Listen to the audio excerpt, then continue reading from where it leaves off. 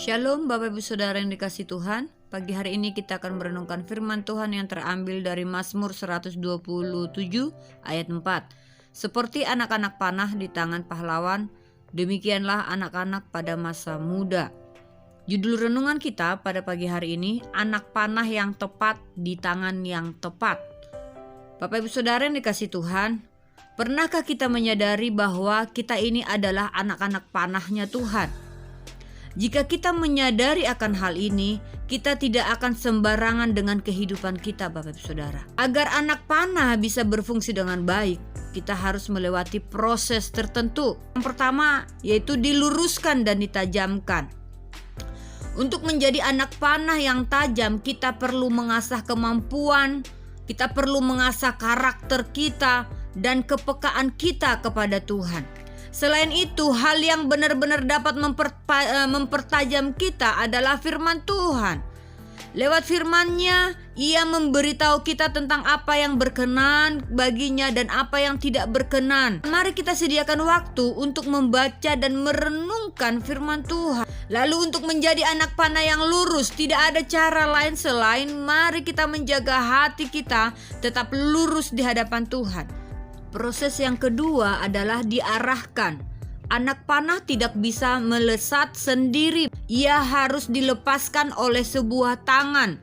Dan kita percaya bahwa hidup kita ada di tangan yang tepat dan penuh kuasa, yaitu Yesus Kristus. Seringkali kita tidak sampai ke sasaran karena mengikuti yang kita mau, bukan yang Tuhan mau. Maka itu kita perlu kerendahan hati, mau mendengarkannya, yaitu Tuhan dan juga pemimpin di sekitar kita.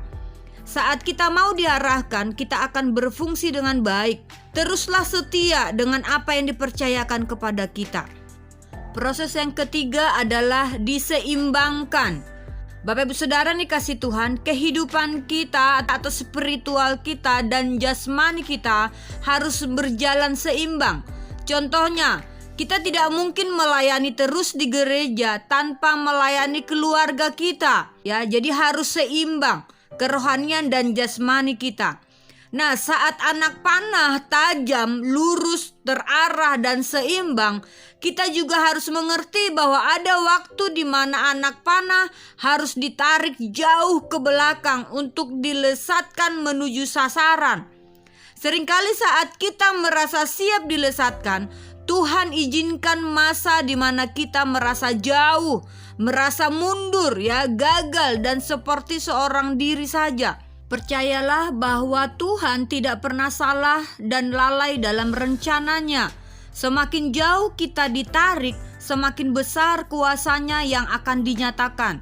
Semakin berat yang kita hadapi, semakin melimpah berkat yang disediakan bagi kita.